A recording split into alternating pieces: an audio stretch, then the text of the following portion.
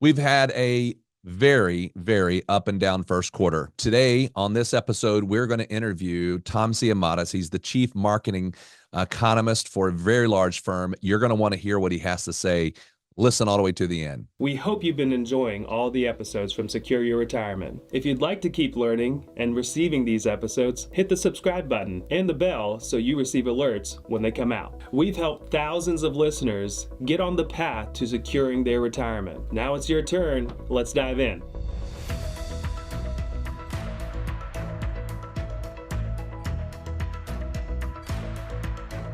Welcome to Secure Your Retirement podcast. We are very happy to be able to have a special guest with us. We've had him once before, but he did such a good job in helping us think through the economy.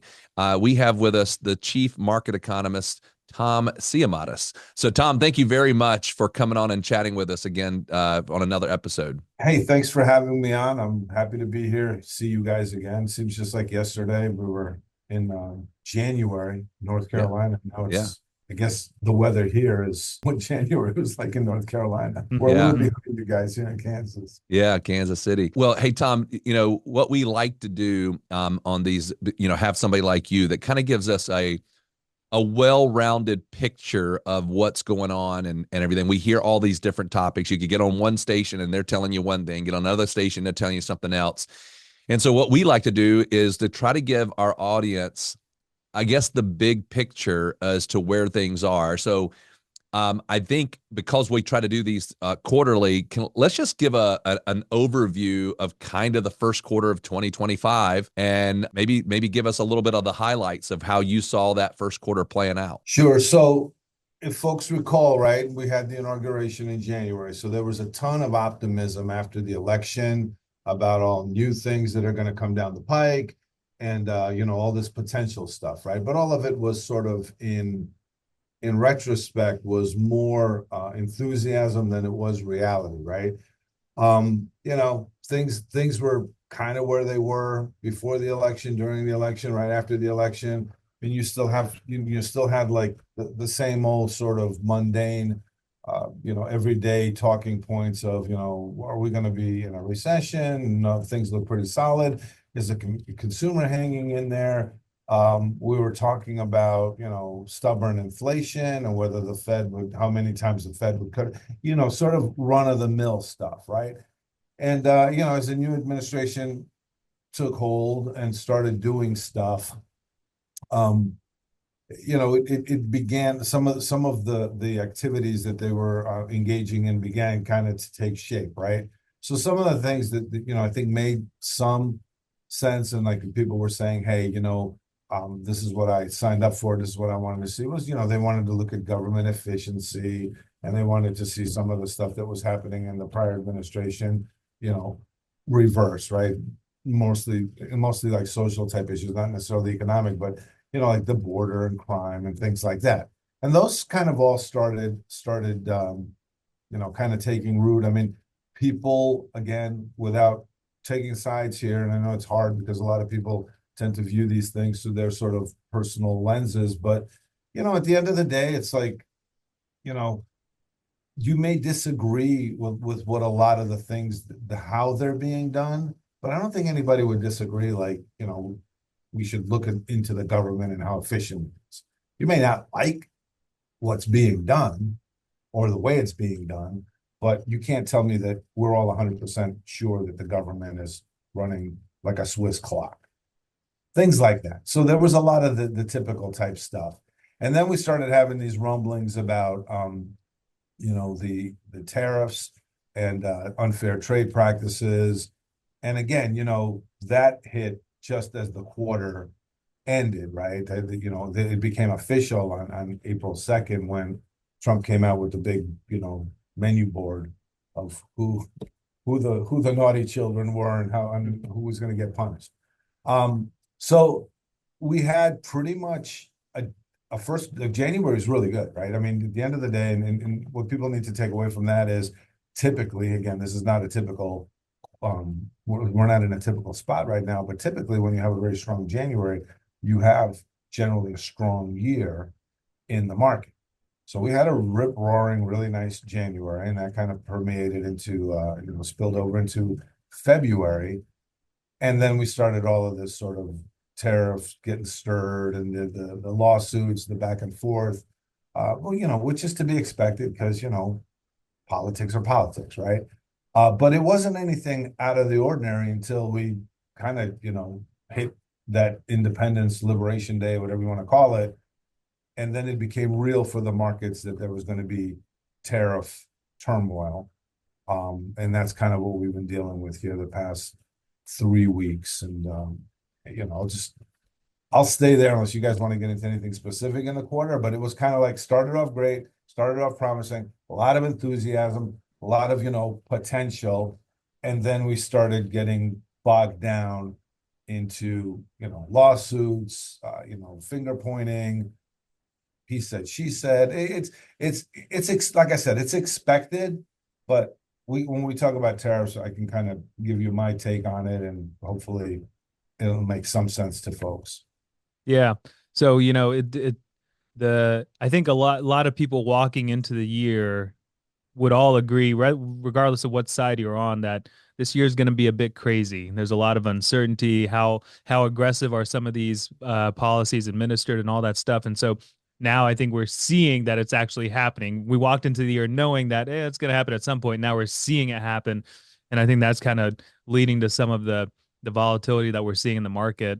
But yeah, let's stick on tariffs because that is what everyone is talking about, and what has happened over the last, I don't know, month and a half or so is you got government efficiency causing turmoil, and then that slows down for a little bit, and then you got tariff conversations, and then you got the Fed saying, no, we can't make moves until we see how the tariffs play out and everything. So with the tariff aspect of things, recently we've had a pretty aggressive stance, and now we're in a 90-day, or it was announced as a 90-day pause.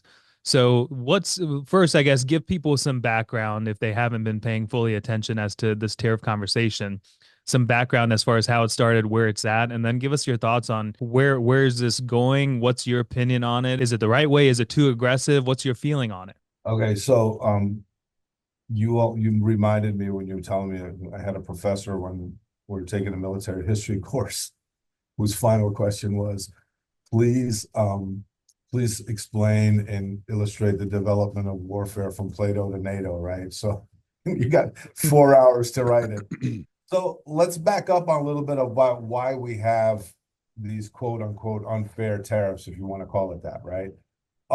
If you guys recall, after World War II, right, there were basically two spheres of influence in the world, right? It was the Western Bloc with us in free Europe, and then there was the Eastern Bloc with the Soviet Union and the Warsaw Pact. The way our trade policy evolved was it was basically, in my opinion, a policy tool, right? So think about two bars, right, on either sides of the corner. You can go to either one you want on either street corner. Well, in one bar, you've got happy hour, ladies' night, drink specials. That the other one, you got one brand of beer, and it's open from 10 o'clock in the morning till 2 o'clock in the afternoon, not on weekends. That was kind of us with the Soviet Union. We wanted people to come to our bar. So we created a trading environment that favored selling to the United States, us buying our goods, until we basically made the bar across the street go away. Okay. For the past, probably since the Soviet Union went away, there really has been no benefit to this, us being the absorber of the world's goods, right? So what happened was countries, got used to tariffing us more and basically tipping the playing field to where it wasn't really fair to us. So what happened was no president, no administration, Republican, Democrat, whatever, had really just didn't want to mess with that, right? They didn't want to upset that apple cart. So Trump, and he's been talking about this. If you watch interviews, he's been talking about this stuff back in the 80s. Now, it's funny because he was talking about it in the 80s and he was actually referring to Japan. But in today's world, it could be China, right? You basically have countries that sell into our consumer-based economy, and we absorb it, and they charge us. They charge us to sell to them more than we do to buy their stuff. and as a result, there's a discrepancy there. So when Trump finally decided to fix that and apply reciprocal tariffs, which nobody thought he would do, that freaked the market out. So I have a little graph because it's ironic. On Independence or Liberation Day, I was actually up in Canada visiting with Sterling, and I didn't know if they were going to let us back out because we were in a trade war. We were going to be held as human shields up in Canada. So I saw a chart that I thought was really super interesting. So this is a chart that I saw that made all the sense in the world. I mean, look at what's happened through the years, right? You didn't really have a whole lot of trade uncertainty until about COVID. And then this time around, this is where we are when it comes to trade. So that's what that tariff Rose Garden ceremony did. It shot up the uncertainty of the entire world order when it comes to trade, right? And we hadn't seen any kind of disruption close to that until we saw that during the COVID supply chain kind of thing, uncertainties that occurred. So literally has not happened in 30 years. So that's what the markets, reacting to, right? They're seeing like this policy that we've never seen before. As long as we can remember, we were always, paying whatever tariffs the Europeans or the Chinese or whoever wanted us to pay, and we were never tariffing their stuff. And so that's the attempt that the reset, I guess, that Trump was trying to do. And actually, to what you said, earlier, there's talk of it, and there was like some saber rattling back and forth, but it kind of didn't happen until it actually happened, until there was actual date set in stone that this thing was going to happen a couple of days after this Liberation Day. So that's the part that I thought was unprecedented, if you will. So that's kind of what happened with the tariffs.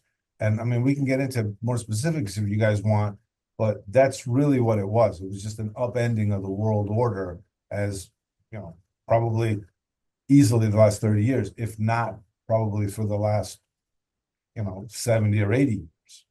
Well, the way I see it is I see that there's obviously opinions about whether the way it's being done is good or bad or what it might be. I think the administration itself has actually said, this is going to cause some pain before it gets good if we continue on this path. So the question is, where we are at right now with this battle, in particular, what appears to be a continued battle, in particular right now with China, will this lead us into a recession? Will it be, obviously we had a significant sell-off in the market. We've seen that already play out. That seems to have at least calmed down just a little bit. There's not really a good direction right now in the market. Obviously, things could go either way, but from an economic standpoint to the country, if this holds and there's not a settlement that comes out of this, I mean, what do you see? There's a lot of, in my opinion, this one is not really clear cut, because I would almost argue that we're in a recession right now from an emotional standpoint. I don't know a lot of people that feel great about what's going on out there. The issue has been, and we can get into it when we talk about the Fed a little bit, the issue has been is the hard data, unemployment, GDP, those type of things, has not really been supportive of us sliding into a recession, okay? All the other stuff, the consumer spending, defaults and stuff like that, late payments on loans, are all pointing to the fact that the people are hurt. I mean, it was kind of, fringy, but yet emblematic about the whole thing that we had with the eggs, right? That whole egg thing was crazy. I mean, it wasn't because of economic problems, it's because we had a bird flu and we had to destroy a bunch of birds, and it takes some time for it to come back. But the fact of it is, how many people complained and were complaining about the price of eggs, right? And that was sort of like a canary in the coal mine. So if this thing persists and goes on longer than what people perceive right now, yeah, we could push ourselves into a recession, all given the fact that we're already kind of in a sour mood, right? That's one. The other aspect of it is, we don't know what's going to happen when the 90-day period comes up. I mean, they keep telling us there's all these people lining up. I mean, I think their fists are bloody from banging on our door. Let us in, let us in. We want to do a trade deal. I don't know. I mean, until we see until we see India and Japan and South Korea come with meaningful, deals. And again, we're also talking about someone who in an office is very bombastic and very skewed in how they're going to report this, right? So there's the PR overlay of like, we may not get anything on paper in a trade deal, but it's going to be heralded as the greatest deal ever, right? So there's that aspect of it. So how much of it can you believe? But at the end of the day, having trade uncertainty with your allies and adversaries is not a good thing. Hopefully we can get a lot of this stuff resolved in this 90-day period so we don't have to threaten more tariffs and then we'll go through this whole cycle again. But I think ultimately, at the end of the day, what this comes down to is it comes down to eye to eye, tooth to tooth with China. And if you notice, China was the only one that didn't signal a willingness to talk. So that tells me they're pretty entrenched and they're not going to want to, give anything. And there's part of it is a cultural thing because they've got this whole like saving face thing and, they don't want to admit they were wrong or whatever. I don't know. I don't know how that works, but at the end of the day, they're not in a good position. They export way more to us than we import from them. There's a few things that are critical that may be hard for us to acquire from somewhere else. But I mean, I think that's really getting the Chinese to blink is what's going to hold this market up. And I think at the end of the day, I think we can avoid recession, but we've got to get positive, right? I mean, at the end, I don't know how much more stuff we could take. We've been hammered with, the election was very divisive. Then after that, you had, high inflation that's persisting, that's wearing people down. Look, you'd have a crappy attitude too if I spent the past month telling you that these tariffs are going to make prices go up again. And you're like sitting there smacking your head saying, oh God, not again. We just had this thing a couple of years ago and, we're telling me you're going to make things better. And then you've got a media for good or bad, or, skewed or not, is telling you that the prices are going to go up on everything. And that's exhausting to be in that place. So I think as much as I discount soft data, I think I've been through a few cycles where we've had, us basically we talked ourselves, we self-fulfilling prophesied ourselves into a recession because we stopped spending. I mean, think about it. 70% of the economy is driven by the consumer, right? If the consumer feels bad, if you guys feel bad, you don't go out and buy that car. You think, well, I could remodel my kitchen, but I'm not really. It adds up. And eventually, we get to a place where, people don't spend money. Businesses report bad earnings. People have to get laid off. So, there's a lot there, right? I mean, that could possibly happen, but I think chances of a recession are way more elevated. We'll probably get a negative print of GDP. That's what I'm hearing from the Atlanta Fed, is that they're going to probably print one negative quarter because there's been all of this upheaval in the past quarter. But yeah, I don't buy that whole thing. Like when you get the Goldman Sachs, like 45%, 30, but look, you guys know your personal economy, you're either like 100% personal economy or you're zero because you don't have a job. So this whole thing about 40% chance of recession, I don't know what that means because I was looking at some other charts and every single time before a recession, the odds of a recession were always like 35%, right? It's like a safe bet. Let me just say, oh, well, a third of the time we might get a recession. Well, how about calling it, actually saying, yeah, and then they're obviously 100% of the time when we're, ankle deep in it, but at that point it's too late, right? So Yeah. Yeah, it seemed, we walked into the year with a better outlook on the Fed's ability to start doing some rate cuts. They did a couple last year in 24, and then it looked pretty promising for this year. But now with some of the actions that have been taken on really the trade wars aspect of it, there's a lot of threats to what the Fed can do. And I guess. And if you think about, a lot of business owners and everything like that, they're thinking, well, we got to bring stuff inside the United States because we can't afford to operate outside the United States anymore, which is going to drive their cost up. But they also have to invest, and rates are high right now. So in a way, you have probably heard, I've heard that this is all a strategic move in a way to kind of force the Fed's hand in some manner. So what are your thoughts on the pressure that's on the Fed right now, and where do they go? Do they stick to their guns, or at what point do they have to fold? I think you look at what the Fed started the year off, right? We were calling for about 2, and then miraculously, after all this tariff stuff started popping off, we were more in the 5 camp. And now they were talking about something in the second half of the year. Now they're talking about doing something potentially in June. They got some good ammo with the most recent CPI numbers. We have two months of inflation decline. And actually, last month was the first time, I think, since 21 where you actually had a negative print on inflation. So prices went down. So I think that gives them, if they get another month of data like that, because I think they're like 2.4 on CPI.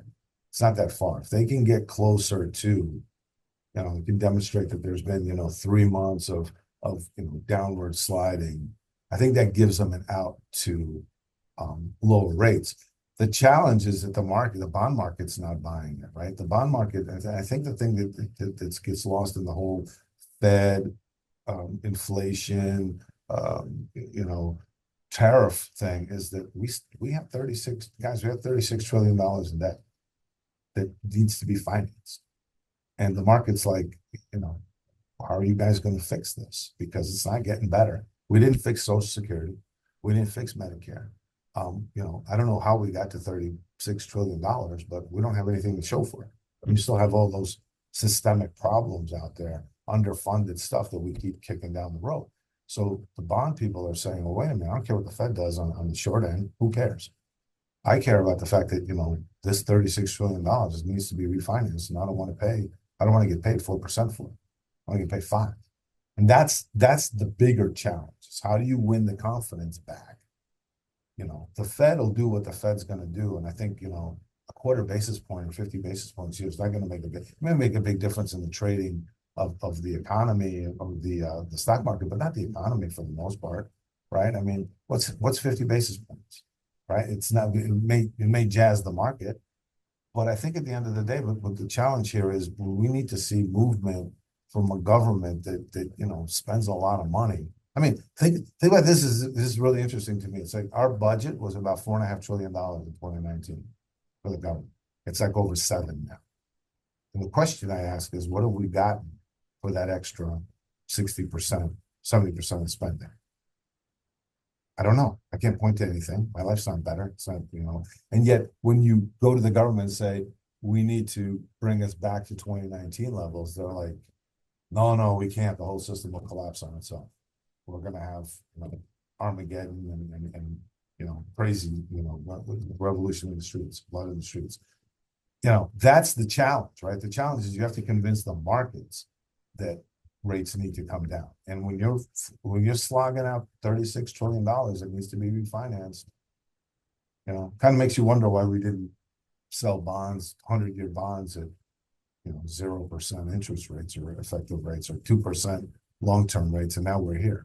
Because now, this stuff's going to start coming due, and the bonds are going to want to get, they're going to want to refinance them, and we're going to have to pay for it. And the Fed lowering rates, that might help in businesses or short-term financing and things like that, but it isn't going to convince people that we're healthy when it comes to $36 trillion in debt. So. Yeah, all good things for us to at least think about and understand a little bit. So I appreciate you breaking some of this down just to have the conversation. So I'm going to ask you probably a ridiculous question. And I say ridiculous because there's no real good way that you could give us an answer that is going to happen. But if you had to sit here today, looking forward, how do you see things playing out over the next few months and how the year plays out? Okay, so I started the year pretty upbeat, right? I thought we were going to have an up year, and usually the first year, as a new administration takes over, and we did have pretty strong support coming in. you generally have a lot of, tailwind, and stuff is talked about, and there's enthusiasm in a honeymoon. I don't think that that's all entirely gone away, because a lot of it, to me right now anyway, there's a lot of good that can still happen. Okay. There's a lot more hurdles at this point, I think. You have to get through this tariff stuff, and it has to go away as um an input of uncertainty, to put it that way. It just needs to be settled. We need to come down and say, okay, these are all the people we made deals with. These are what the things are, and they will stay in place, right? Then you have to get the tax. The big beautiful bill, as it's called, needs to get through, right? You need to get those taxes and the resolution process done, and you need to continue to hammer on regulations and government spending, right? If those things can kind of get on a positive tilt instead of where they are right now, which tariffs create uncertainty, people are scared it's going to cause a recession, people are afraid of inflation.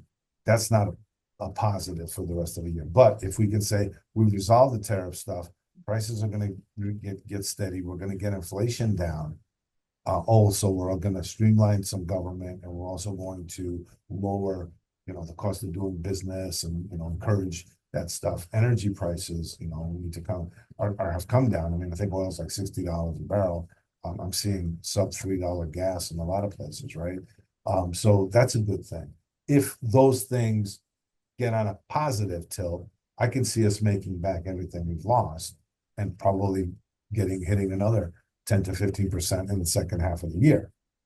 But if the tariff stuff drags out, if the bill blows up and somehow doesn't move through Congress, because you've got the people that are demanding much larger cuts to government than anybody's prepared to agree to, right? And they just gum it up because the margins are so thin, right? And then, if we continue to, have Teslas getting burned, and, all that kind of stuff. I mean, you see what I mean, right? We're like on a knife's edge, right? They're going to go really well, really quickly, or we could slide into it. So I think it's going to be, the next 90 days will be huge. We got to get some resolution to the tariff stuff. I don't think the China thing is going to solve itself anytime soon. I think we're in a collision course. And this is another sort of, this is just another instance of that, right?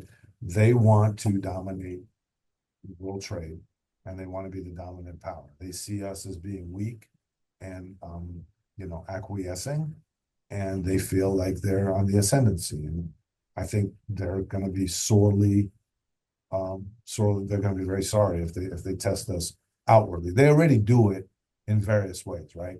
They cheat, they steal our IP. They they manipulate their currency.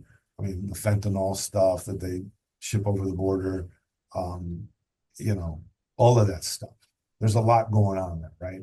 And so, I don't think that's ever going to go away, but at least if we can get rid of the 15 fires burning at once, and focus on one while everything else is humming along, I think that'll go a long way to turning the corner on this. Yeah. Well, those are some really good thoughts, and definitely gives our listeners something to think about as we, every day is a different headline and everything like that. But we'll be sure to check back in with you in a few months at the end of the second quarter. But Tom, thanks a lot for, spending some time with us and walking through some concepts that are not fun to talk about right now, but we need to be talking about, and we need to stay educated. So thanks a lot for your time.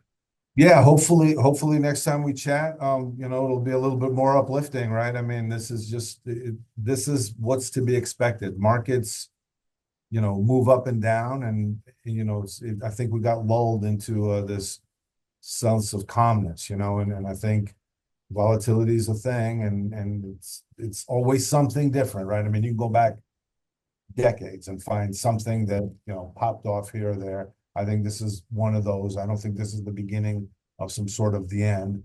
I think this is just something that we're going to have to get through, and hopefully we're in a better place 3 months from now, 6 months from now. All right. Well, we're looking forward to having you back and seeing how that's going to play out. Thanks for your time, guys. Take care. Have a wonderful day. We hope you have enjoyed this episode of Secure Your Retirement. If you would like to learn more, we have actually created an online course called 3 Keys to Secure Your Retirement. This video course helps you to think through all the different steps as you get ready to plan for and live throughout retirement. You can access this by going to our website, pomwealth.net. In addition, you can also subscribe below to our podcast called Secure Your Retirement. For more retirement tips, check out these videos. Also, if you find them valuable, please subscribe to our YouTube channel and give us a like.